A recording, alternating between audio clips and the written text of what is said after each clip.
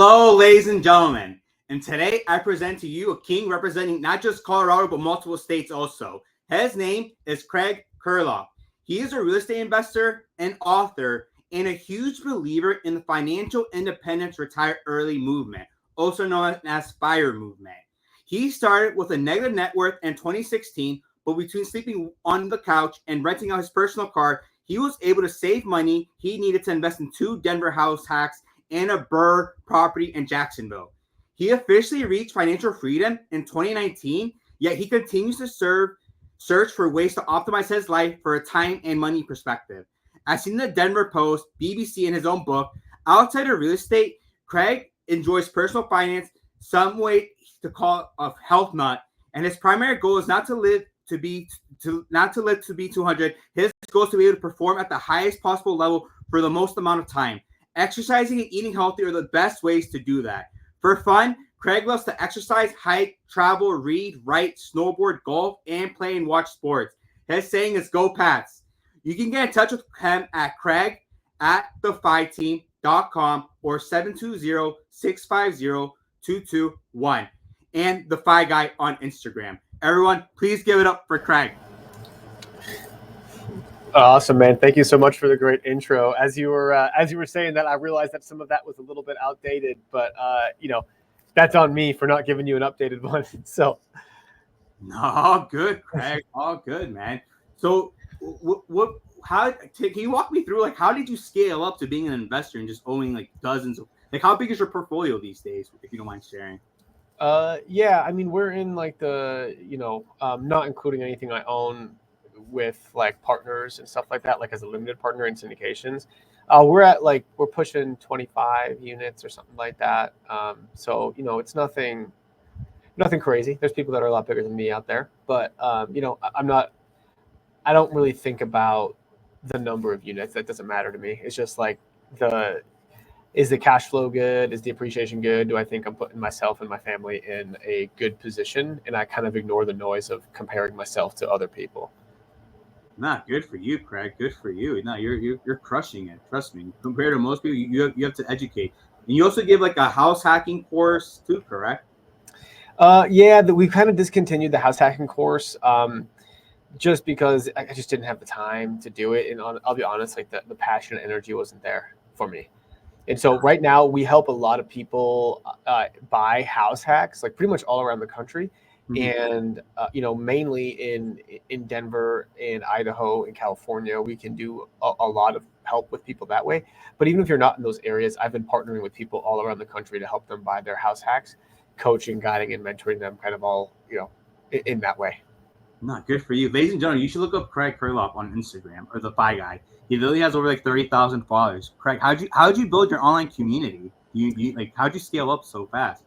Yeah, man, a big part is just coming on to podcasts like this, and just getting in front of as many people as you can, dropping the handle. It's over time. Over time, it kind of builds up. You continue to produce, at least decent amount of content, so that people don't unfollow you. Try not to be too annoying on there, and yeah, and just continue to provide value through the social media platforms, right? Just educate people on real estate investing and financial independence and all that good stuff. Not good for you, man. You truly have a giver's game mentality. I got some questions for you. What's the most misunderstood thing about you, your industry, and your work, would you say? The most misunderstood thing about me? Mm-hmm. The most misunderstood thing about me is I think when I was first starting out, I was extremely frugal, to an extreme. And I think that was never my intention of life. I didn't really care to be that frugal forever, but I was very frugal for a couple of years so that I didn't have to be frugal for the rest of my life. And so sometimes I think people think I'm just this super duper frugal guy and will do anything to save a penny. That's not necessarily true anymore. It was at one time. Now I'm much more, I'm much happier to pay for conveniences and pay for nicer things because I've established that base level of financial independence. Nah, well deserved, man. Well deserved. What do you think was a turning point in your career journey? Would you say, when your eyes lit up and you're this is so me? When did you realize you could start doing real estate deals like clockwork? It was right around 2019. I had done my third house hack and realized that this thing is pretty easy to do, and I wasn't anything special, so anybody else could do it. And that's kind of when I got my real estate license, and I started being the investor-friendly realtor in the Denver market. And so, that's when people started coming to me. I wrote the book on house hacking.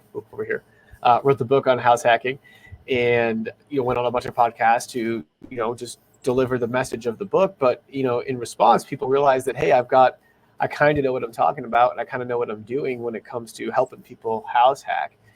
And so people started coming to me, and I was able to help them buy their house hacks. And 4 or 5 years later, many of those people have purchased multiple house hacks.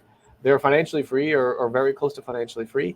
They have probably $500,000 in net worth at the very least, and they realized how much of an important decision it was. And I feel grateful that I was able to be part of their journey and kind of help them along the way. Not good for you, man. You really found like a niche, and you like doubled down on it, and you're hoping the trajectory of human beings. So like, not only are you hoping they're like their generational wealth for it to come, but like you're helping them attain financial freedom, which is like what everyone should strive for, to be honest with you. Yeah, for sure. And what's the biggest misconception people have about real estate in today's world, would you say? That you need to be super rich to invest in real estate. That's probably the easiest one. I bought my first house with less than $20,000 down. I bought a $400,000 duplex, and like that was the start. I know many people today, like even if you can only afford a $350,000 condo, it's still better than renting, because you're literally just throwing money away if you're renting. No, you're right. So that would be the biggest thing. Nice. And like for a house hack, like what's like the lowest someone can get in with, you think, in 2024? I mean, there's many products out there where you can get in with no money down. There's the USDA loan if you're in a more rural area. And you should check the USDA maps, because you'll be surprised at what they consider rural. Like where there's some areas even just outside of Denver that are considered rural and qualify for the USDA loan. So you'd be surprised. The VA loan, so if you're a veteran, you would qualify for the VA loan, and that's a 0% down product. And there's again, and then if you decide if down payment is your issue, you can look into partnering, right? Again, I've been partnering with people. Feel free to reach out to me if you are interested in partnering. Like, I'm always down to explore opportunities with people. I never want there to be an obstacle for someone to house hack. And so if it's the down payment, if it's you can't qualify for enough, like we can try to figure out how to work something together so that you can house hack, and we can maybe make something better of your future. Nah, good stuff, man. Good stuff. And when you buy these units, is it all under one parent company, or do you sometimes create multiple LLCs when you're doing stuff, or when you joint venture JV with somebody?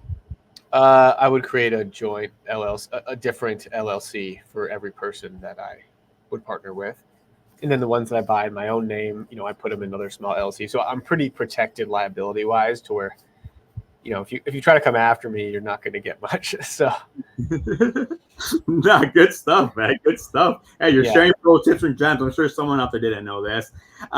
If you could change one thing about real estate, what would it be and why?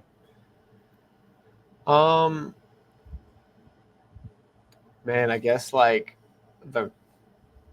all the crazy, there's just the random unexpected expenses that come up. I had to replace a sewer line the other day. That was like $10,000. There's just like random stuff that comes up, and it's very stressful in the moment. But when you just take a step back, right? So I had to replace the sewer line. Originally, it was quoted $7,000, but turns out the pipes were actually like 3 feet deeper than they thought they were. So they had to add an extra couple thousand on. So it ended up being over $10,000 expense. Luckily, right? Like, I've got a pretty big portfolio as to where I can cover that, and it's not a huge deal. But for someone just starting out, you got to make sure you do your inspections. And so I did do my inspection, and I did know this was coming. This is a house that I bought 6 years ago. Yeah, 6 years ago. And they said, hey, this thing was probably going to last you another 6 or 7 years. Sure enough, on the 6 or 7 year mark, it happened. So I kind of knew it was coming, right? But still, when it officially came, it's still a little bit of a shock. And, I take a step back, right? And so I bought that property in 2018 for $343,000. Today, that property is worth over $500,000. And so in the grand scheme of things, right, my net worth increased $150,000, not including loan pay down and cash flow and all the other good stuff, but just from the appreciation. and I had to pay $10,000 expense. So now it's actually $140,000. No, it's not bad at all. It's not bad, right? Yeah, not bad at all, brother. What if everything planned out like that? Then it would be off to the moon. That's amazing, I think what's really easy to do is like when you're caught in a problem in real estate, it's such a small problem in the grand scheme of things. You have to just like zoom out and remember that, yeah, you signed up for this. You signed up for replacing the sewer. You were signed up for replacing the roof. You signed up for this, but your net worth is going to grow so much more for just holding on to it that it's pretty important. No, it truly is. It truly is. Like, yeah, you just this year alone, the appreciation will pay for itself. Like, and you got a new book coming out, right, in the fall? Is that one of the most courageous decisions you made recently, or? Yeah, so I've got a new book coming out. Admittedly, I'm falling a little bit behind. Hey, I'm a human too, and so yeah, I was hoping it would come out in the fall, but I had to make my editor, beat me up a little more than I thought they would. So I'm working on the edits right now, but it's going to be about being an investor-friendly real estate agent and how you can help investors in that regard. Nice, man. No, that's good, man. You literally you came into real estate with the investor mentality, and now you're helping other agents just, I guess, understand. I guess you learned how to reverse engineer it almost, where you know the inputs, the outputs of it, right? Yeah, exactly. I mean, there's definitely a need for investor-friendly agents out there, right? And there's a different set of the market than like wholesalers, right? And so investor-friendly agents, and I'm not knocking wholesalers here, but I'm going to tell you the difference from my perspective, is investor-friendly agents, they have, like, agents are a little bit more regulated, right? So we have a fiduciary responsibility to our clients in that we really can get in trouble if we give truly bad advice because we have our own interests in mind instead of the client's interest in mind. The wholesalers don't have anything regulating them, and they're just trying to make their fee. Oftentimes, it's a larger fee than what the agents are getting paid, but the wholesalers will kind of come at them and say, "Oh, you don't need to pay realtor fees." Well, you don't need to pay realtor fees because they're taking the fee off the top that you're just not seeing, and it ends up being more than you'd pay a realtor. Like, you can ask many wholesalers, and if they give you the truthful answer, their average commission, at least in our market, is about $20,000, whereas the average agent's commission is $10,000. And so there is a pretty big difference there. Now, there is a place for wholesalers. I'm not knocking wholesalers. I have used wholesalers. I've got friends that are near and dear to my heart to wholesalers. I'm just telling you, like, if you're looking for a good property with its bones together and you just want something that's a buy and hold or a house hack, or you're newer, I highly recommend going through a real estate agent. Now, if you're more experienced, right, these wholesalers don't need to disclose anything. They can sell you a house that's got some trouble. There are many good wholesalers out there, but there's even more bad ones out there that aren't going to disclose their issues. And so unless you're experienced, I would advise against going with a wholesaler because they're just trying to get rid of the deal. And if you are experienced, though, wholesalers have some banging deals, like better than an agent would ever find you. And so if you're looking to flip, if you're looking to BRRRR, if you're looking to do something with a big rehab, and you're looking for something that's a little bit more risk, go for the wholesaler because they're going to get you an overall better deal as a buyer than a real estate agent will, probably 90% of the time. Whoa, you really have done your due diligence on this. Yeah, well, I've got friends, man. I mean, I'm an agent, right? So I know the agent space very well, but I've also got tons of friends that are wholesalers, and they're good wholesalers. These are ones that won't screw you over. And these are the guys that I like, and I don't like the rap that wholesalers get, but I can't tell you how many crappy wholesalers I've ran into that it's just like, are you kidding? Like, how you're going to sell someone this house? I don't know how they go to sleep at night. So. Yeah, that's insane. And with the wholesalers, are you allowed to do an inspection before you take the deal? Or is it like an auction? You just buy it as is? Some depends on the wholesaler, depends on the deal. Okay. Some are as is, some let you do inspection. Okay, at least. All right. So yeah, it's a case by case scenario, like everything in life. What's the next big thing we should expect in the real estate industry, and how are you contributing to it? This is something, it's hard to say whether it's the next real big thing or not, but what I'm hearing more and more of, it feels like maybe a fad of 2024, 2025. If you've been around long enough, you'll kind of realize that real estate kind of operates in fads. And so 2018, 2019 was all about out-of-state investing and BRRRR investing. 2020, 2021, 2022, you started hearing a lot about short-term rentals, and then medium-term rentals kind of started coming in. 2023, you started hearing about Subject 2 and all this stuff. You had never heard of Subject 2 in 2020. And so, Subject 2 is kind of dying off now because, it's getting more regulated. It's just getting oversaturated. And what I see is potentially the next big thing. Again, I don't have a crystal ball. There's two potential things. There's co-living, which I think is something that I've been doing for a long time.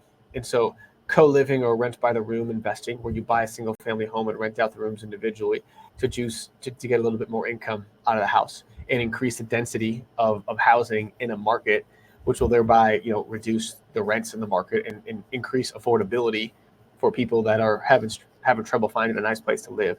I think that's a really good place to pivot to right now, honestly. And that's where we're going. The second thing, which is totally outside of real estate, is buying businesses. Seems like something that maybe it's kind of on the out now, but I see more and more people interested in buying businesses.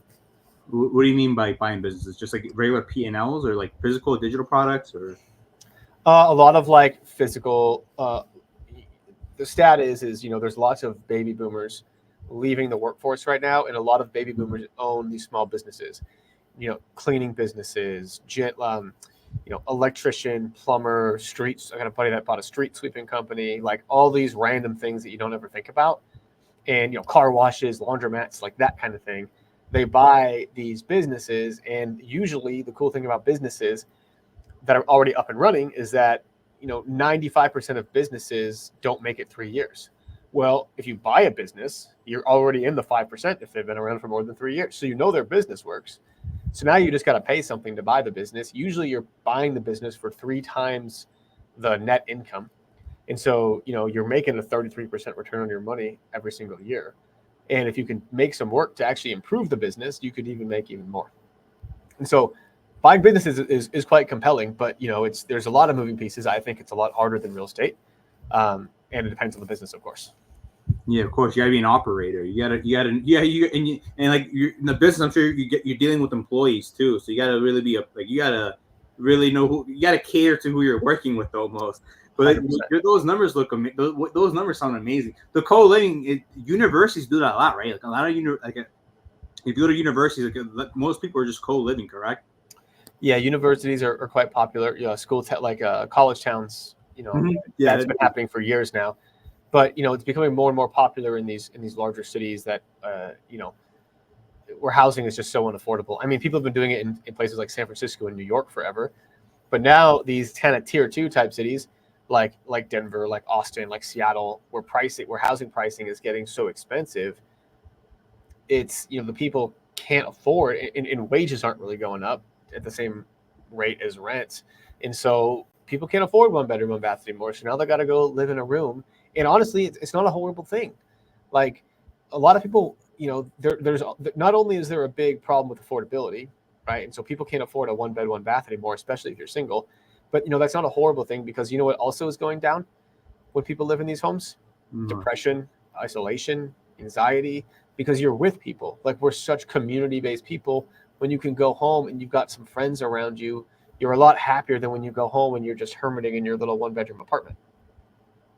No, you're totally right. I forget the saying, but people want to feel like they're part of something, and they want to feel like there's something else. I forget the other options, but one of those two things makes someone feel a lot better. So you're totally right on that end. Yeah. And how, do you predominantly just work with investors? Do you also work with first time home buyers and just regular? Yeah, we work with everybody, man. I mean, we work with investors, but we also, if you're looking for a home, we negotiate our pants off for you. We'll make sure that we find you the best home at the best price, get as much possible as we can out of the sellers. And, if you're looking to sell your home too, like we're going to make sure that we do all these types of things to make sure that most other realtors don't do. Like in 2020, 2021, you could throw a property on the MLS, get 15 offers at $100,000 over asking. It was the easiest time ever to sell a home. Today, that's not the case. So we got to actually work to sell a home. And so, that's, we have a lot of systems in place to make sure that happens. Yeah, of course. Yeah. Having the correct price point to attract the right buyers for open houses. I totally get it. And, how do you explain to your buyers though, that their wage growth is only growing at 2 to 3%, and the home that they like is actually growing 5 to 6%.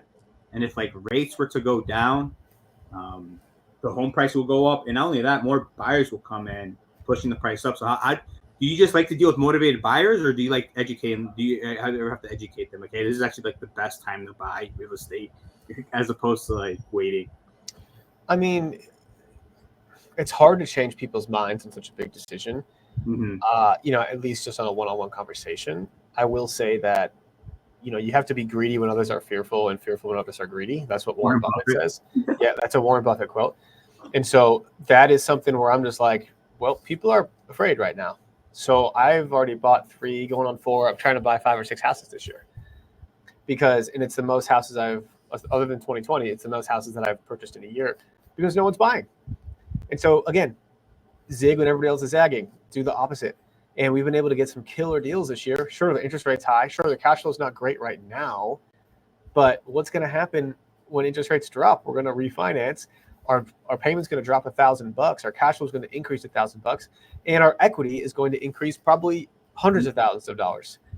And so, yeah, you're taking a little bit of a hit right now for a massive gain later. And like, you're young, younger than me, I think. I'm young. And I know that in sometime in my lifetime, these rates are going to look good, and it's going to be time to refinance and make it look better. You're totally right. You have a long game mentality. Most people like only focus on today, maybe like next week or like a couple months out. But you focus a couple like 5-10 years ahead, Craig. So you're really onto something. You have to, man. You have to, because think about all the people right now. We're sitting here in 2024. Think about all the people in 2014 who didn't buy for one reason or the other. Right. But think about the person that did buy. Actually, funny enough, my mentor bought his first property in 2014. It was a duplex in Denver for $240,000. That property today is worth over $700,000 at least. Right. It might even be more than that. Probably actually more than that. And so it's like he could have not bought. He didn't. He could have bought a nicer place. He could have been living in the condo downtown. He could have been doing this, but he made a sacrifice for a long-term gain. And the property hardly cash flowed at the time, but now it cash flows him over $1,500 a month, and he's got probably $600,000 of equity in the property. Yeah, when someone accumulates that much equity, like is again just reinvesting it, or is it just buying businesses? You think is the move later in the future? Or the consumer can just decide whether to consume or invest more. You just got to figure it out, man. It's what it's like what you want. I mean, there's something nice about paying down your houses and, having 20 or 30 houses that are free and clear, having those rent checks coming in without mortgage payments. And, you're bringing in $30,000, $40,000, $50,000 a month with no extra work, right? If you can do that, right? If you have a high paying job that can do that, there's something nice too about if you do want to scale and you want to become a billionaire. Now you're doubling down, tripling down, trying to be the most efficient, buying bigger stuff, buying all this other, right? So it kind of depends on what your goals are. Personally, I don't care to ever become a billionaire. Of course. Craig.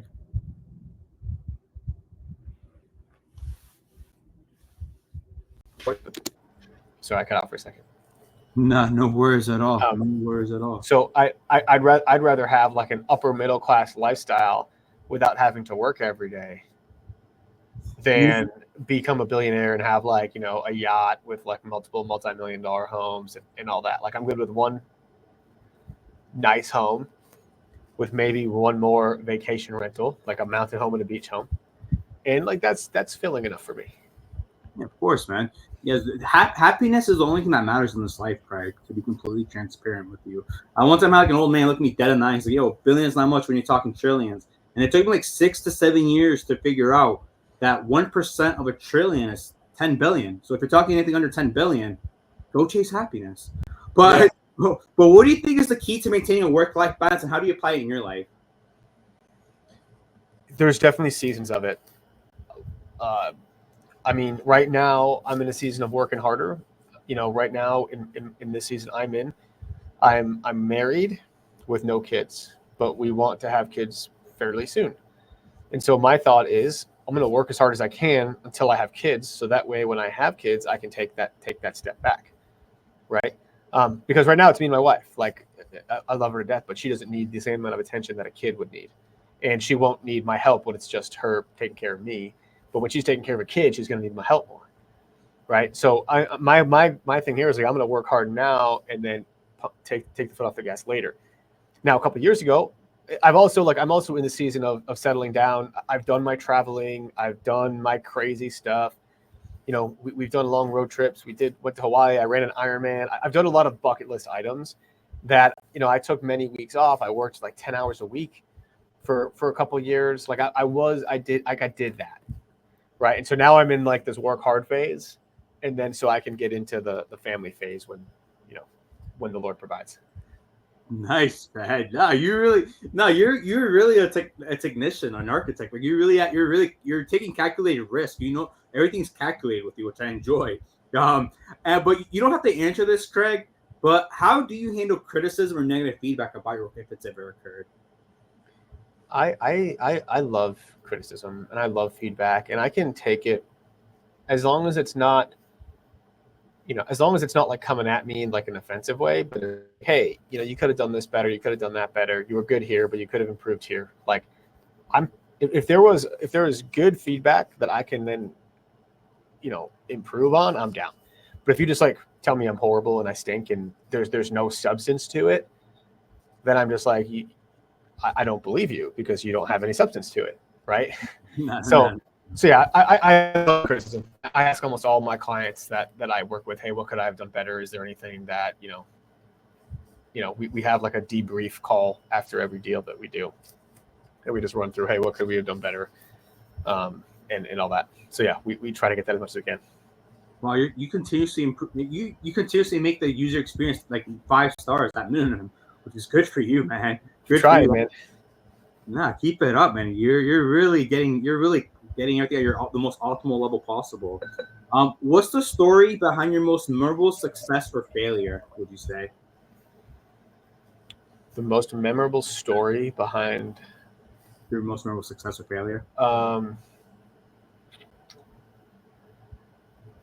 It's hard to like give you one story. I mean, I've had a lot of success and I've had a lot of failures. I think you can't have a lot of success without having a lot of failures. So just be ready for the ride. I'd say that again, I've been blessed with the opportunity to do things that I feel like most people aren't able to do. So, my wife and I, we spent 2 months in Hawaii together, and like, we got like a midterm rental, and it was amazing, like the best time ever. Like that, there was such a big transition in our relationship during that time, and so that's something that we're always going to remember. Most people wouldn't be able to do that. We did a 7-week road trip. And in that road trip, I ran an Ironman World Championship. And that's something that a lot of people wouldn't be able to do because a lot of the training came during typical work hours. And so, there's just like a lot of different things, like a lot of these successes, if you want to call them that, but just bucket list items that I've been able to do. Where like, I'm not going to want to do that when I'm 40, 50, 60, 70 and like retired. I knew there were some things I needed to do in my 20s in order to do them. And now I don't have to ever run another Ironman. Right. So it's hilarious. No, I'm glad you got off your bucket list. And you have really high self-awareness too, for you to realize, hey, this is actually the moment I should be doing this. Because in the future, it's not, you're like you said, your priorities are going to change. And like, it's not going to, like the passion for it might not be there. But who are what inspires or influences you the most in your work these days? I guess like God is number one for me. He always inspires me every day. Like that's a big one. My wife inspires me because she provides. Like she's able to. I mean, without her, I wouldn't be here. Like like she helps so much with everything, like around the house and making sure I'm taken care of and all that. And so I want to make sure that she's taken care of in return and she feels protected. And so, those are the 2 things that motivate me the most for sure. And then of course, like future kids and all that, but it's hard to be motivated for kids when I don't actually have kids yet. No, it makes total sense, man. Hey, you're not the first, man. You're not the first person to say that or about the big man. And then I'm glad you found your soulmate. Like I'm sure you did your yin to your yang. That's the most important thing in life. If switching gears just a little bit, if you could have dinner with any historical figure, who would it be and why? Probably Jesus. If that, yeah. I mean, just because he's like the all-knowing, he's like he's literally the perfect human, the only one to ever exist, and so it would be interesting to just like talk to him, have a beer with Jesus, Why not, man? Break bread with Jesus. Like, no, but it's funny. He speaks in parables, so like he doesn't tell you something directly; he tells you something indirectly, which like gives you like internal tension. It's kind of interesting from him. What's your advice for someone starting out in the industry? Like let's just say a new agent comes to you. What's your advice for them to like get the ball rolling within 3 months? Maybe have a deal and maybe really take off in 2025. Yeah, so we have our team of agents, and as part of our onboarding program, we have a pretty intense 3-month. It's called agent launch, but it's essentially you take a brand new agent, and we set them up so that they understand all of the habits, all of the foundations. We lay the foundation for a solid real estate career. And and on average, people that go through our agent launch program, they have at least 3 pending or closed transactions in the first 3 months. And so, it's work. It's tough. It's truly a boot camp, right? It's a 3-month hustle. But if you start to establish those routines, it becomes easier and easier to do them. And then, we're making sure that, you're at least doing a deal a month every month for your whole career. And then that usually doubles in the next year, and then doubles the year after that.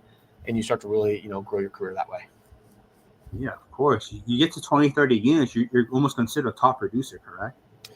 I mean, dude, yeah, it doesn't take much, man. 15, 20 for sure. Yeah, you know what I mean. You're with you. They're with you within 2 to 3 years, which is like perfect. Like, yeah, they can then make it completely full time. And then, what's the biggest lesson you've learned in your career so far? The biggest lesson I learned is, I don't know, man. There's so many. I would say like overarching, the one that I hung on to the most was not partnering. Like I had a mentor tell me early on to never partner because it just makes things confusing and it's way easier to not, which is true. It's easier to not partner, but it's much easier to grow with partners and scale with partners. So when you stop using your own money to buy deals, like that is how leverage. I mean, that's how leverage happens, right? Like there's always a finite amount of money you have in your own bank account. And so you got to find other people with money to help you grow. And I think that's a thing that I put to the wayside for, I think, a little bit too long.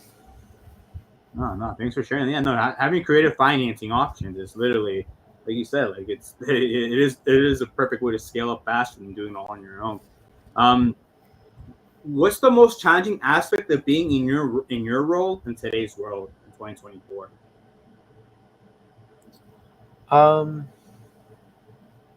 Man, the most challenging aspect. That's a good question. I think being an example for my agents, but also like there's a little bit of a dichotomy here of I need to set the standard and set an example for my agents, but I also shouldn't be doing the same things they're doing, right? Like I've already done those things to establish a career. And so sometimes I find myself doing things that are lower dollar per hour tasks just to show them that this is how you should be doing it versus doing bigger things that I probably should be doing, right? And so I think that is what I've been struggling with lately is where is that balance of, okay, you're seeing me make phone calls to sellers, right? But it's way better. It's way better for me to make phone calls to agents and try to get more agents on the team. That's a leverage point. I should be talking strategic partnerships. I should be talking like those are high dollar per hour tasks versus just calling and trying to find a new seller or a new buyer. No, it makes total sense. But hey, you lead from the front though, and at least like if you're here like an agent complaining, hey, you could just do it yourself. Like you see what I mean? Like so you are leading from the front, which I congratulate on. And I'm sure that builds a culture for your team. And what are your personal goals for the next 5 to 10 years? I know you want to start a family, but do you have any other goals for these next 5 to 10 years for your team, for yourself? For the team, I'd like the team to be a top producing team in Denver. I would love to see all of our agents doing 12 to 24 deals every single year. And I'd love to see it just being a machine kind of working on its own. Like I'm there to kind of just make sure certain parts get the oil when they start squeaking. But, other than that, like I don't want to have to do any too much heavy lifting. I'd love to be a little bit more just the leader than the operator. Yeah. That for the real estate business. And then, on a personal front, one of our dreams is to have a self-sustaining homestead. So right now we're building out the homestead now with some animals and all that, but really building it out and having all the things so we can. My goal at least is to be able to basically have 90% of our food come from our own property. That's hilarious. Dude, have you ever seen The Big Short by chance? No. Oh wait, The Big Short. Wait, is that Like, famous movie, Wall Street movie? yeah, at the end where the guy is like literally saying, "Hey, you guys should grow your own vegetables. This is Yeah. this is the future." Did you ever, is that like where you got it from, or something else? My wife loves animals, man. If you told me 5 years ago that I'd be living on a farm, I would have laughed you out of the room. But it's funny how God makes life work. Like you just don't know what's going to happen. But now that we live here and we've got chickens and we've got we're expanding, it's fun. Like I'm the builder. I'm the guy that by day I'm a real estate guy. By night and weekend I'm a ranch hand. So it's fun and it's rewarding. Yeah, sure. I'm sure your homestead will have all the bells and whistles, and I'm sure you're gonna learn how to like delegate and build your machine and really orchestrate it. And what's your favorite book, podcast, or article that's had a significant impact on your life or work? So I won't mention my own book or my own podcast. I mean, in the beginning, when I was first starting out, the 4-hour work week is the one that got me thinking about passive income, even before Rich Dad Poor Dad. So the 4-hour work week, I'd say, had the most impact on my life that way. As for podcast, admittedly, I don't really listen to it anymore, but the Bigger Pockets podcast was one that I listened to, and I listened to like every single episode until they started coming out with way too many. And then I just stopped kind of listening altogether. But you have to be careful not to overread and over podcast and then just not do anything. Right. So you have to make sure, like, after you got to be taking action while listening and while learning. And and those are the two. Oh, good stuff. No, you're totally right though. Yeah, some people are theoretical, but it's really all about being pragmatic.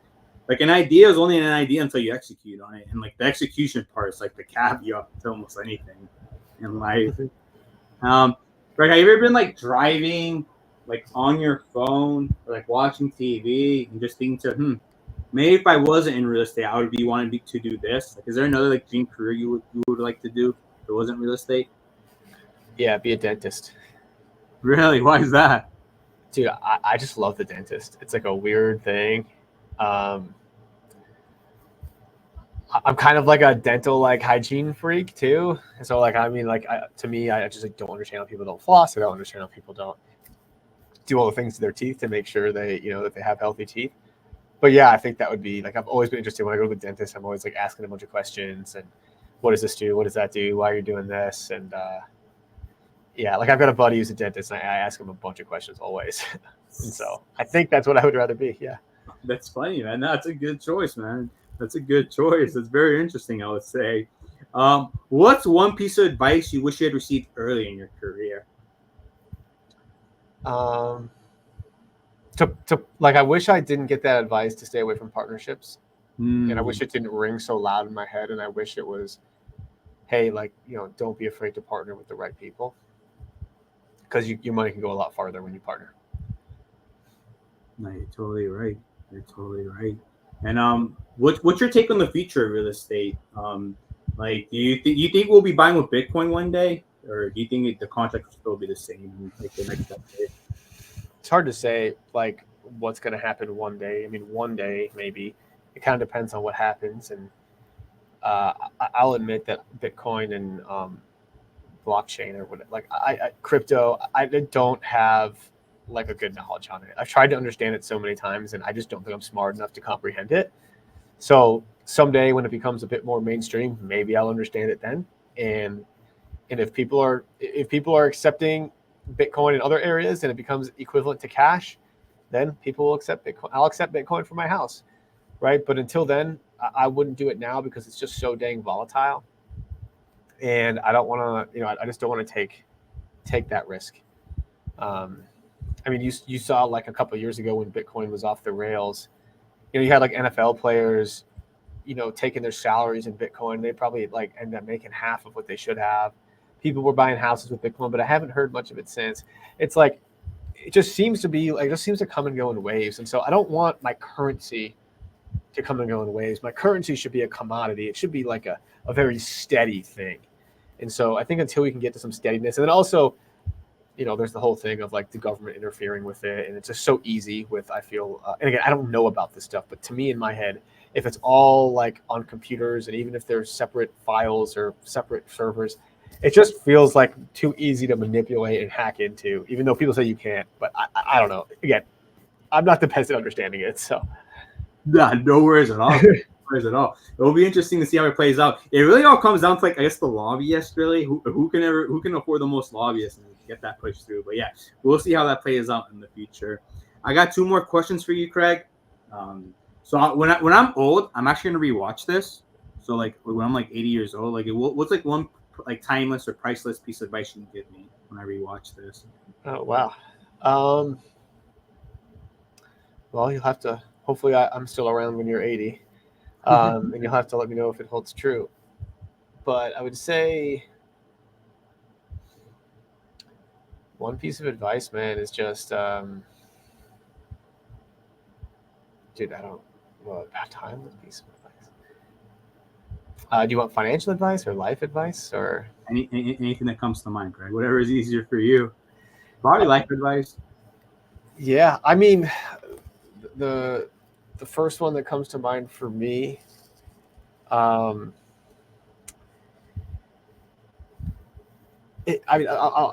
me, it's just a Bible verse that keeps coming into my mind, and it's just Matthew 6:33, which says, "But seek first the kingdom and His righteousness, and then all things will be given to you as well."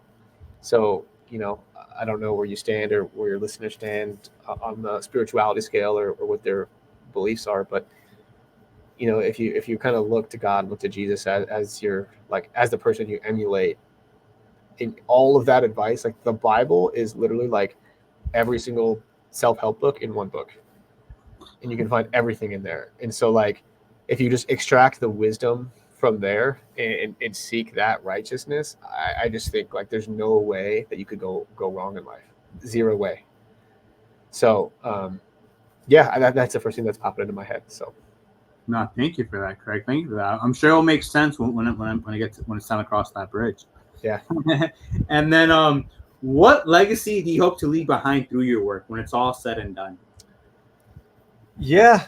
I hope, I hope my family and the people around me kind of know me as a generous person, as someone that is fun to be around, and as someone that, I want to leave stuff. I don't want to like give my kids wealth, but I want to teach them how to build wealth. I want to teach them how to be great, God-loving people. Like I want to teach them all of those things, and so they can teach the generations to go.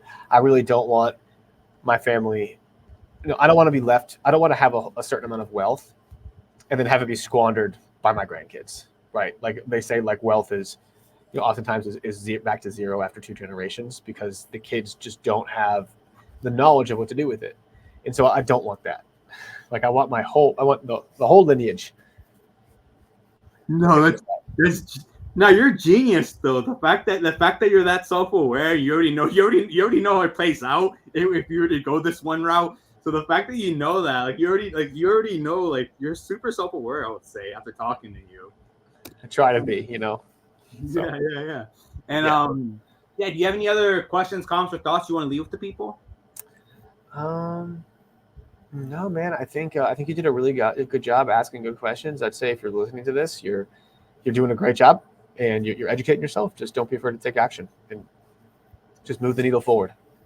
Of course. How do you like people reaching out to you? Instagram is the best way. So the Fi Guy is good. We have our own podcast. Ooh, Craig, one moment while we get him back on.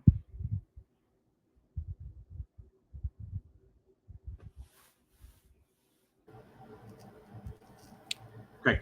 Sorry, you broke up a little. What was the name of your podcast? Podcast is called Investify, and we interview a lot of it's invest the number 2 fi, and we interview a lot of first time investors, and we just interview a lot of different types of people, but we focus on the earlier part of their journeys. So if you are in the earlier part of your journey, definitely give it a listen. And you can hit me up on Instagram. I'm the FI guy on Instagram, and if you are wanting to partner on some sort of house hack type deal or whatever it is, I'm happy to do that. Happy to potentially do that as well. Don't want to make any promises, but you can reach out on Instagram too, and we'll be sure to get back to you. Nice. Ladies and gentlemen, you just heard a king from Colorado, Craig Curelop. He's literally the man. Like, he really has the investor mentality. Like, he will do his due diligence for you, for if you want a joint venture. Craig, it's been an honor and pleasure to speak with you. Can you stay on the call for 1 or 2 more minutes after I end this?